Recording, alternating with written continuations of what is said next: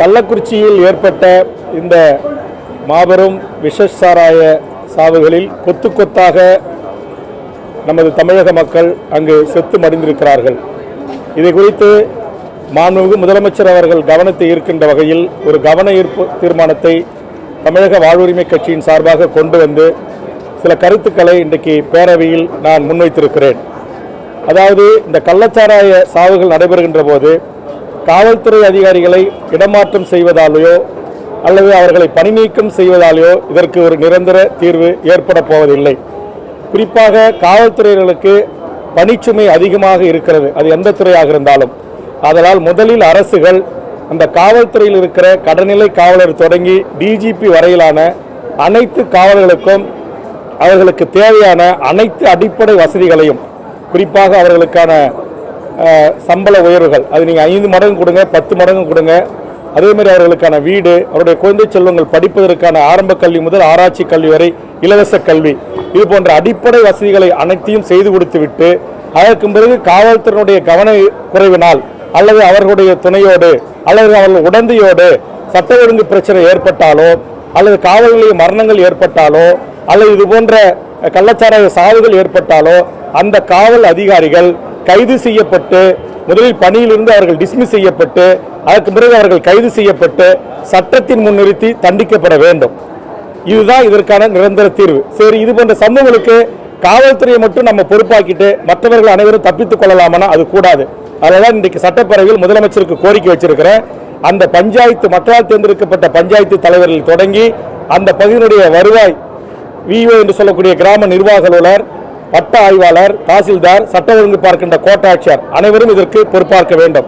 அதுபோன்று மக்களால் தேர்ந்தெடுக்கப்பட்ட அந்த பகுதியினுடைய உள்ளாட்சி பிரதிநிதிகள், சட்டமன்ற நாடாளுமன்ற உறுப்பினர்கள், அந்த மாவட்ட அமைச்சர்கள் அவர்களும் இது போன்ற கள்ளச்சாராய சாவுகளுக்கு பொறுப்பாக்கக்கூடிய நடவடிக்கைகளில் மாண்புமிகு முதலமைச்சர் ஈடுபட வேண்டும் என்கிற எனது கோரிக்கையை நான் முன்வைத்திருக்கிறேன்.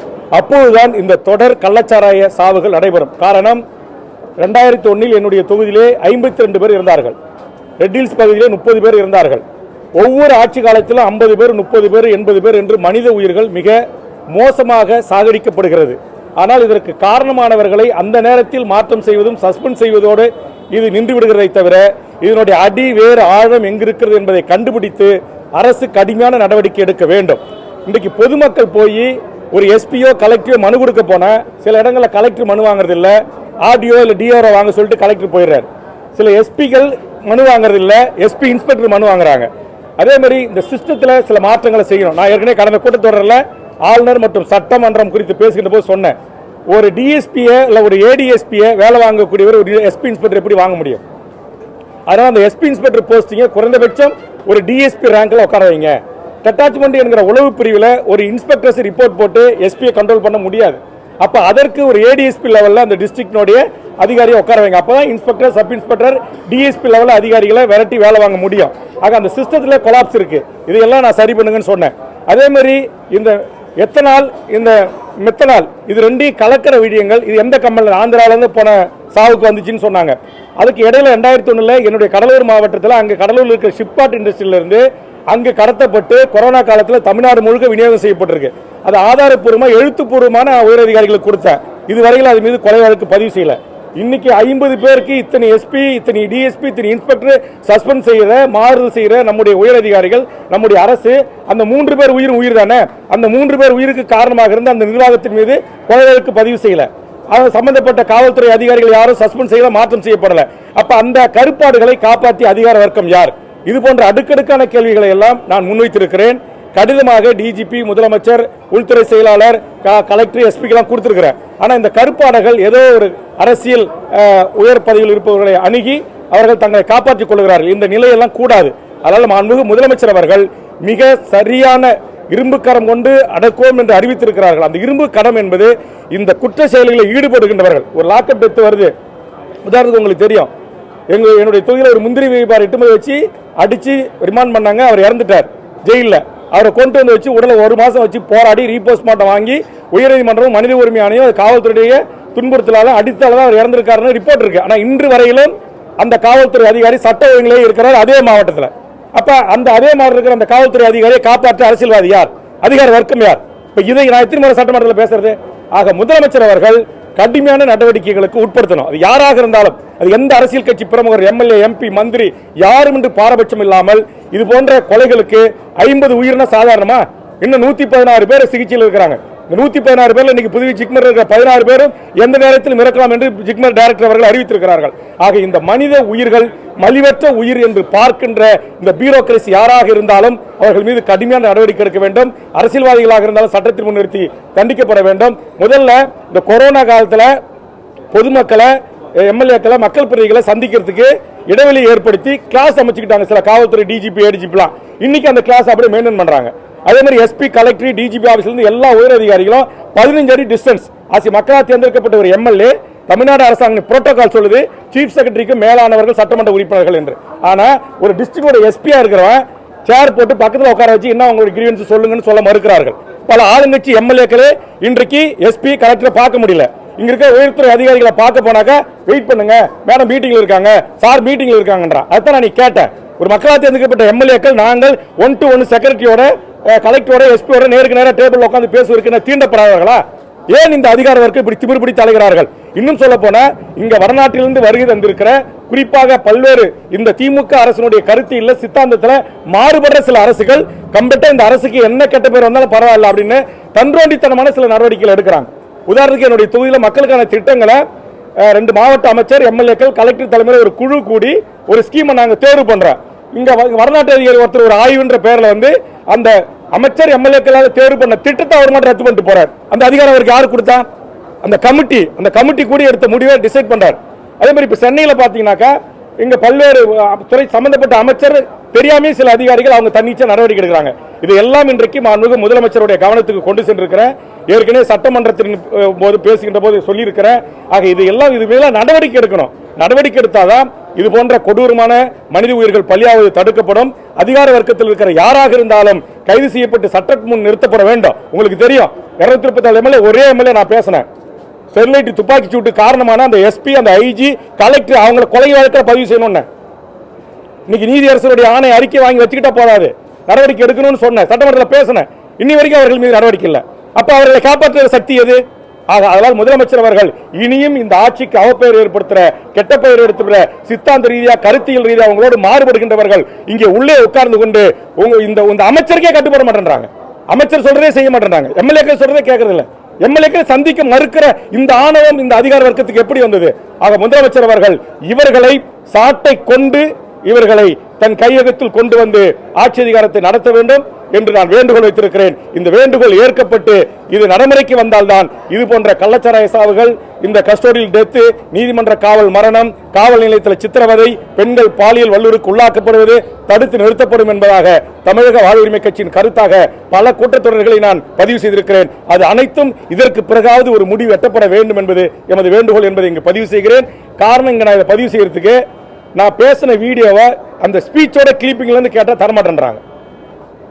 ஆனா சட்டமன்ற குறிப்புல இடம்பெறுது. அது வீடியோவை கொடுக்கறதுல என்ன இருக்கு? அதை ஒரு சில நான் சொன்ன இந்த லாபி வடநாட்டு அதிகாரிகள், நீங்க கேட்கலாம் வடநாட்டு அதிகாரி யாருன்னு உங்களுக்கு தெரியல.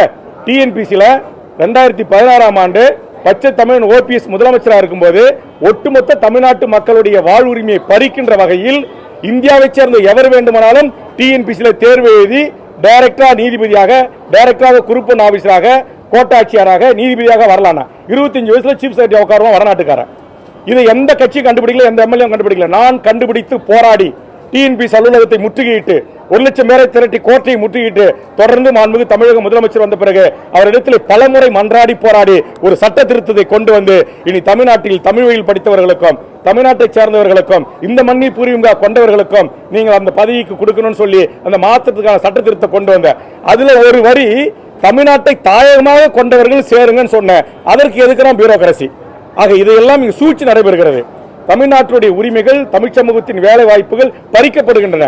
தமிழ்நாட்டுடைய வணிகம் பறிக்கப்படுகிறது. இந்த நாட்டில் யார் சீஃப் செக்ரட்டரி, யார் டிஜிபி, யார் கமிஷனர் வர வேண்டும், அவர் எந்த மாநிலத்தை சேர்ந்தவராக இருக்க வேண்டும், அவர் எந்த சித்தாந்தத்தை கொண்டவராக இருக்க வேண்டும் என்பதை இங்கு இருக்கிற வடநாட்டு சில அசோசியேஷன் தீர்மானிக்கிறான். இதை நான் பகிரங்கமாக குற்றம் சாட்டுறேன்.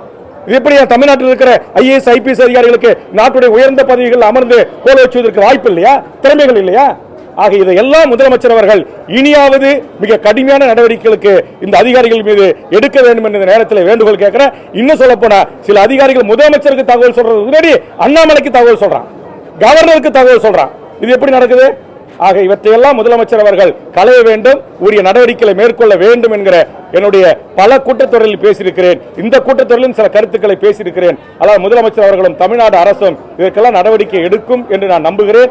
அந்த வகையில் உயிரிழந்த குடும்பங்களுக்கான நிவாரணமாக இருக்கட்டும், அவர்களுடைய வேலைவாய்ப்பு உறுதியாக இருக்கட்டும், அந்த குழந்தை செல்வங்கள் தாய் தந்தையர் இறந்தவர்கள் தந்தை இறந்தவர்களுக்கு என்று தற்போது அறிவித்திருக்கிற இந்த உதவி எல்லாம் அந்த ஏதுமற்ற அப்பாவி ஒழிக்கின்ற தாழ்த்தப்பட்ட மிக பிற்படுத்தப்பட்ட ஏழை குடியில் பிறந்த இந்த சாராயம் குடிச்சு செத்து போறது தப்பு தான், அது கள்ளச்சாராயம் குடிக்கிறது தப்பு தான். ஆனா அதுக்காக சில தலைவர்கள் அந்த குடும்பத்துக்கு நிவாரணம் தரலாமா, அந்த குடும்பத்து பிள்ளைகளுக்கு வேலை தரலாமா, உடனே முதலமைச்சர் பொறுப்பேற்று விலகுங்க என்று சொல்வதெல்லாம் ஏற்புடைய செயல் அல்ல. அந்த ஏழை மக்களுக்கு நிவாரணம் வழங்க வேண்டும் என்பது அவர்கள் எப்படி வாழ்வார்கள், எப்படி அவர்களுடைய குழந்தை செல்வங்கள் படிக்கும், அதற்கெல்லாம் இன்றைக்கு உதவியை அறிவித்திருக்கிற முதலமைச்சருடைய இந்த அறிவிப்புகளையும் வரவேற்று நன்றி சொல்லி நிறைவு செய்கிறேன். நன்றி, வணக்கம்.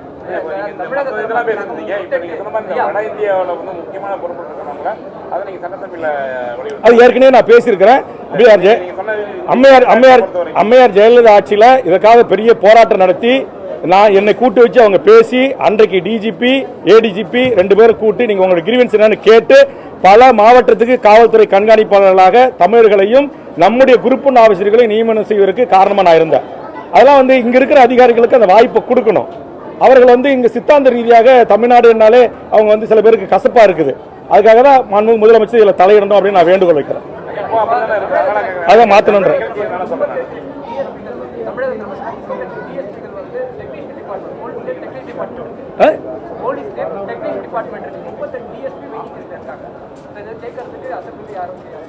இல்லை, போன கூட்டத்தொடரில் இதை குறித்து நான் பேசியிருக்கிறேன். அதே மாதிரி இன்ஸ்பெக்டர்ஸ் டிஎஸ்பி பதவி உயர்வுக்கு நீண்ட நாட்களாக காத்திருக்கிறாங்க. அதனால தான் நான் சொல்றேன், அந்த காவலர்களுடைய பதவி உயர்வு, அவர்களுக்கான சலுகைகள், அவர் குடும்பம் நிம்மதியாக வாழ்வதற்கு, அவருடைய பிள்ளை செல்வங்கள் படிப்பதற்கு எல்லா வசதி வாய்ப்பு அவங்க என்ன கிரீவன்ஸ் கொடுக்குறாங்களோ அத்தனையும் தமிழ்நாடு அரசு மக்களுடைய வரி பணத்தில் செஞ்சு கொடுங்க. எம்எல்ஏ சம்பளத்தை விட 4 மடங்கு 5 மடங்கு கொடுங்க, எங்களுக்கு வேண்டாம்னு சொல்லல. அதையும் தாண்டி அவர் லஞ்சம் வாங்குறாரு, அபின் விக்க உடந்தையா இருக்காரு, கஞ்சா விக்க உடந்தையா இருக்காரு, சாராய விக்க உடந்தையா இருக்காருன்னா உடனடியாக உங்கள் உளவுத்துறை மூலமாக கண்டு அறிந்து அவர்களை டிஸ்மிஸ் செய்து அவர்களை கைது செய்து சிறையில் தூக்கி போடுங்க. அதான் நான் சொல்றேன், ஃபர்ஸ்ட் அவருக்கான அடிப்படை வசதிகள் அனைத்தையும் நீங்க செய்து கொடுங்க. அதற்கு பிறகு தவறு செய்கிறவர்கள் மீது கடுமையான உச்சபட்ச நடவடிக்கை எடுக்கணும்ன்றதான் இன்னைக்கு சாராம்சமாக முதலமைச்சர்கிட்ட நான் முன்வைத்திருக்கிறேன்.